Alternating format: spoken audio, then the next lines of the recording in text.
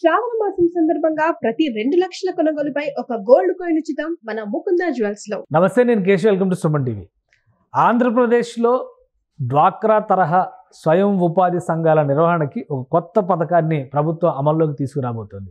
కుటుంబశ్రీ పేరుతో గతంలో కేరళలో అమలైనటువంటి ఈ విధానాన్ని ఏపీలో విస్తరించేందుకు పంచాయతీరాజ్ శాఖ ప్రత్యేకమైనటువంటి ఏర్పాట్లు చేస్తున్నట్టుగా సమాచారం ఉంది. అసలు ప్రత్యేకంగా ఈ విధానాన్ని ఏపీకి తీసుకురావాలని పంచాయతీరాజ్ శాఖ మంత్రి, ఉప ముఖ్యమంత్రి పవన్ కళ్యాణ్ ఎందుకు ఆశిస్తున్నారు? ఈ విధానంలో ఉన్నటువంటి ప్రత్యేకతలు ఏంటి? ఈ అంశాలను విశ్లేషించేటువంటి ప్రయత్నం చేద్దాం. మనతో పాటు అనలిస్ట్ చందు శ్రీనివాస్ గారు. చందు శ్రీనివాస్ గారు నమస్కారం.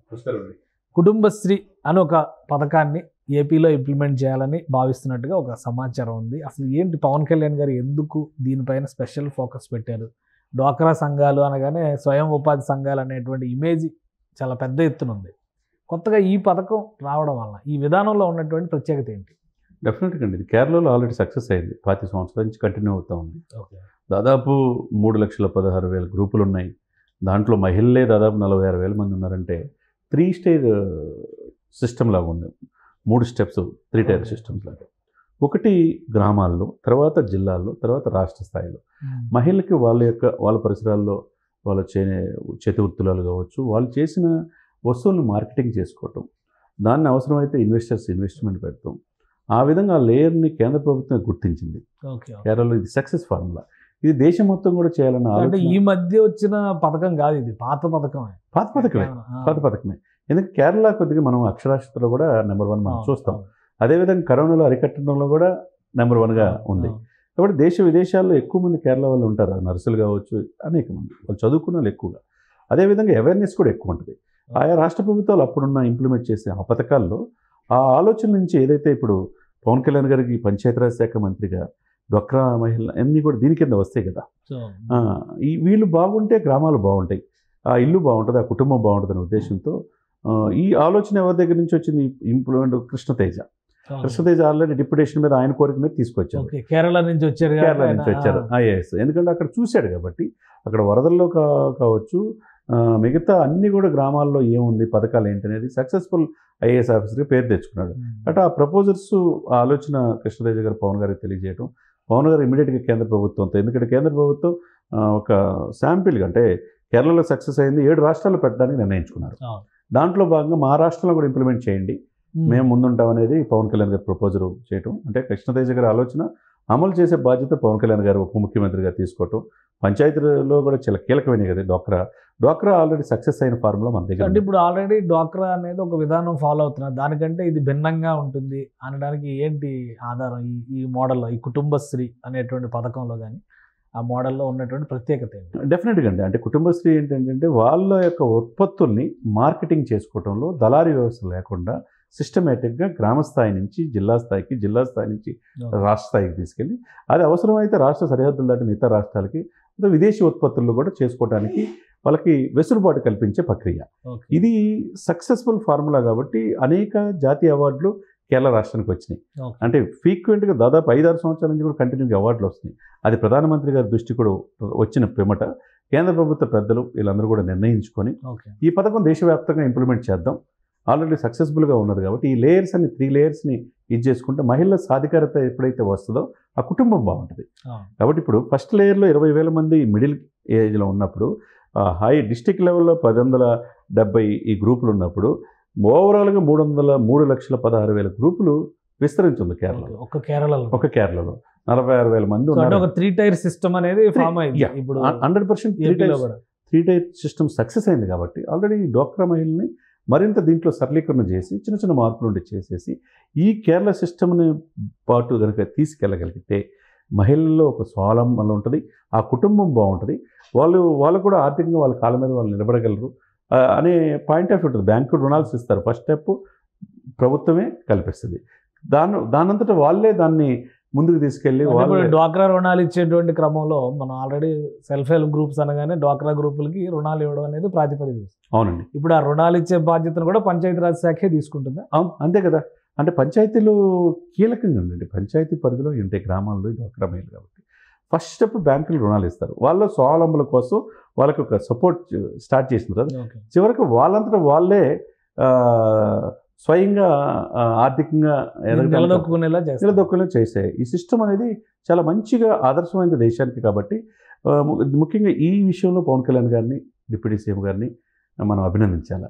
4 రోజులు కూడా కాలే స్వాతంత్రోద్యమంలో పంచాయతీలకి ఒక 100 రూపాయల నుంచి 10,000కి, 250 నుంచి మేజర్ పంచాయతీలకి 25,000 ఇచ్చి స్వాతంత్రోద్యమ స్ఫూర్తిని గ్రామాన్న కొన్ని వేల గ్రామాలకి, 12,000 గ్రామాలకి విస్తరించారంటే, ప్రతి గ్రామాల్లో ప్రతి పంచాయతీలో జెండా ఎగరేశారంటే అంత జాతీయ భావజాలం వాళ్ళకి తీసుకొచ్చినట్టు. అదేవిధంగా కొద్ది రోజుల్లోనే మళ్ళీ ఈ పాయింట్ ఆఫ్ ఈ ప్రపోజల్ కేంద్ర ప్రభుత్వం పెద్దల దగ్గర ఉంచడం, ఆగమేఘాల మీద వాళ్ళు కూడా 7 రాష్ట్రాల మీద ఇంప్లిమెంట్ చేసే క్రమంలో ఇచ్చేశారు. కాబట్టి దాంట్లో ఆంధ్రప్రదేశ్ కూడా ఉండటం, ఆంధ్రప్రదేశ్ ప్రజలు చాలా ఈ ప్రభుత్వాన్ని, కూటమిని, ముఖ్యంగా పవన్ కళ్యాణ్ గారిని ఒక రకంగా పంచాయతీరాజ్ శాఖని పవన్ కళ్యాణ్ గారు రీస్ట్రక్చర్ చేస్తున్నారు, రీమోడల్ చేస్తున్నారు మొత్తం. అంతకుముందు శాఖ ఉందా లేదా, ఈ శాఖలో ఎన్ని లేయర్లు ఉంటాయి, అసలు ఏమేమి చేయొచ్చు అనేది కూడా గత ప్రభుత్వం 5 సంవత్సరాలు మనం చూడాల. ఈ శాఖలో ఇది చేయొచ్చు అనే ఇది పవన్ కళ్యాణ్ గారు కలగజేస్తున్నాడు. పంచాయతీలలో కావాల్సిన నిధుల విషయంలో కావచ్చు, గ్రామంలో ఈ యొక్క పనికి ఆహారం సెంట్రల్ గవర్నమెంట్ నుంచి ఆ పని దినాలని పెంచుకునే విషయంలో కావచ్చు, వాళ్ళ ఎంప్లాయ్మెంట్ కల్పించే విషయంలో కావచ్చు, ఒక సిస్టమేటిక్ వేలో. అంతకుముందు క్రమ పద్ధతి అనేది లేదు. దీంట్లో ఉన్న నిధులను వేరే దానికి డైవర్ట్ చేయటం అస్తవ్యస్తం అయిపోయింది. ఆ అస్తవ్యస్తమైన ఈ వ్యవస్థని ఏకీకృతం చేసే భాగంలో పంచాయతీ డబ్బులు ఎక్కడి నుంచి వస్తున్నాయి అసలు? ఉండడం అసలు డబ్బులే లేవన్నారు కదా, రోడ్లు వేయాలన్నా డబ్బులు లేవన్నారు, ఏది చెప్పినా డబ్బులు లేవన్నారు, సంక్షేమం తప్పితే వేరే దేనికి డబ్బులు లేవన్నారు. గత ప్రభుత్వం ఇప్పుడు ఎలా డబ్బులు వస్తున్నాయి అసలు? అదే కదా ఇప్పుడు ప్రశ్నించాల్సింది ఏంటంటే, గత ప్రభుత్వంలో ఎందుకు సంక్షేమ మాటను ఎక్కడి నుంచి తెచ్చారు, దేంట్లో డైవర్ట్ చేసి దేంట్లో ఇచ్చారు, ఇవన్నీ కూడా ఇప్పుడు ప్రభుత్వం ఎందుకు మరి 1వ తారీఖు జీతాలు ఇవ్వగలుగుతుంది? ఉద్యోగులు వస్తుంటే హ్యాపీగా ఫీల్ అవుతున్నారు. 14వ తారీఖు కానీ మా జీతాలు లేదు, 1వ తారీఖు తీసుకుంటున్నాం, చాలా సంవత్సరాల తర్వాత ఆనందంగా ఉంది. అదేవిధంగా పెన్షన్ది కూడా 1వ తారీఖు వచ్చేస్తున్నాయి. అంటే 2 నెలలు రేపు 19వ తారీఖుతో పూర్తి అవుతుంది సార్ కేశవ గారు. ఈ 2 నెలల్లోనే వీళ్ళు కూటమి ఇచ్చిన హామీలకి దరిదాపుగా 100% సక్సెస్ తీసుకుని వెళ్తున్నట్టే. దాంట్లో ఈ సరికొత్త విధానాలు ఏదైతే దేశం మొత్తం ఇంప్లిమెంట్ చేసి సక్సెస్ అయ్యి ఆయా రాష్ట్రాల నుంచి తీసుకునే విధానం కాదంటే, ఒక డౌట్ ఏంటంటే, ఇప్పుడు జగన్మోహన్ రెడ్డి గారు పదే చెప్తున్న మాట ఏంటంటే, టోటల్గా ఫెయిల్ అయిపోయారు మీరు ఇచ్చిన హామీల్లో అంటున్నారు.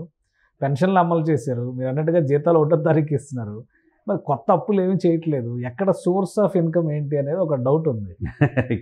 ఇక్కడ ఏంటంటే, బ్యాంకర్స్ ప్రభుత్వం మీద చిత్తశుద్ధి, 4.5 దశాబ్దాల అనుభవం ఉన్న, 4.5 దశాబ్దాలుగా రాజకీయ అనుభవం ఉన్న చంద్రబాబు నాయుడు గారు ఎలా తీసుకురాగలరో ఆయన తెలుసు.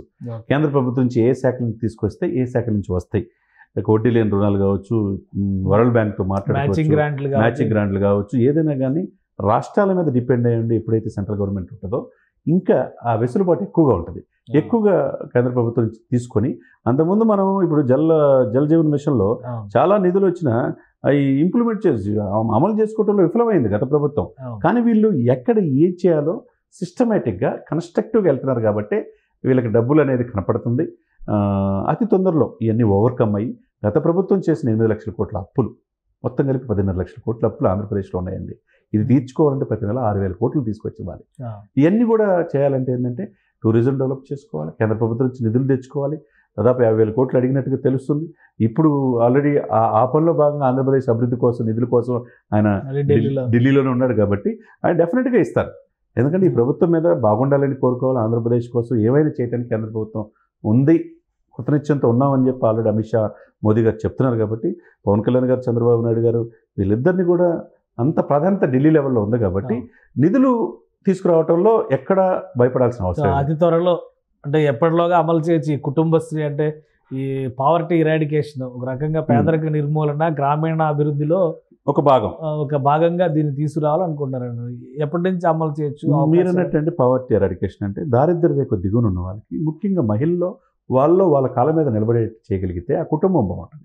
ఆ కుటుంబ వ్యవస్థ బాగుంటే ఆ గ్రామం, ఆ రాష్ట్రం, ఆ జిల్లా బాగుంటుంది. కాబట్టి మీరు అన్నట్టు ఒక టైం బౌండ్ పెట్టుకొని ఇది ఇప్పటికిప్పుడు సక్సెస్ అవ్వాలంటే ఇది ఇమ్మీడియట్గా ఇది కాదు. అది కేరళ నుంచి వేరే రాష్ట్రం నుంచి మనం తీసుకున్నాం కాబట్టి ఆ రాష్ట్రాల్లో ఉన్న స్థితిగతులు, అక్కడున్న ప్రజలు, అక్కడున్న మహిళల అవేర్నెస్ వేరు. ఇక్కడ మహిళల్లో ముందు ట్రైనింగ్ ఇవ్వాలి, వాళ్ళు అవేర్నెస్ కలగజేయాలి, తీసుకొచ్చి ఇంప్లిమెంట్ చేయాలంటే కనీసం 6 months నుంచి 1 year అవుతుంది. అయ్యేదాకా కొద్దిగా గ్రాడ్యువల్గా మార్పులు చేసుకుని, ఇప్పుడు డ్వాక్రా గ్రూప్స్ ఉన్నాయి కాబట్టి నిదానంగా వాటిని అమలు చేసుకుంటే వాళ్ళకు మోటివేషన్ ఇచ్చేసి దీనివల్ల ఉపయోగం ఏంటి? ఆల్రెడీ సక్సెస్ఫుల్ ఫార్ములా 25 years నుంచి కేరళ ఎందుకు దేశానికి ఆదర్శమైంది? అదేవిధంగా 7 రాష్ట్రాల్లో కేంద్ర ప్రభుత్వం ఇచ్చేస్తే మనకు అద్భుతమైన అవకాశం ఆంధ్రప్రదేశ్కి వచ్చింది కాబట్టి పవన్ కళ్యాణ్ గారి కోరిక మేరకు సో మొదటి విడత ఆంధ్రప్రదేశ్లోనే జరిగే అవకాశం ఉంది కాబట్టి దాన్ని సక్సెస్ఫుల్ దిశగా చేయడానికిలో అధికారులు యంత్రాంగం అంతా ఉంది కాబట్టి డెఫినెట్గా సక్సెస్ అవుతుంది. రైట్, థ్యాంక్ యూ శ్రీనివాస్ గారు.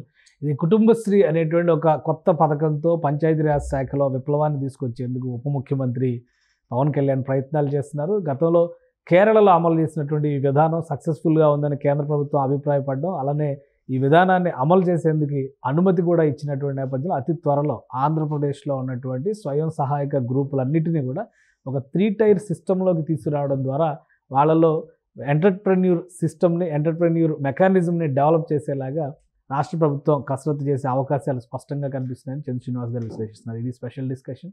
Keep watching. సుమన్ టీవీలో మీ పర్సనల్ అండ్ బిజినెస్ ప్రమోషన్స్ కోసం కింది నెంబర్కి కాంటాక్ట్ చేయండి.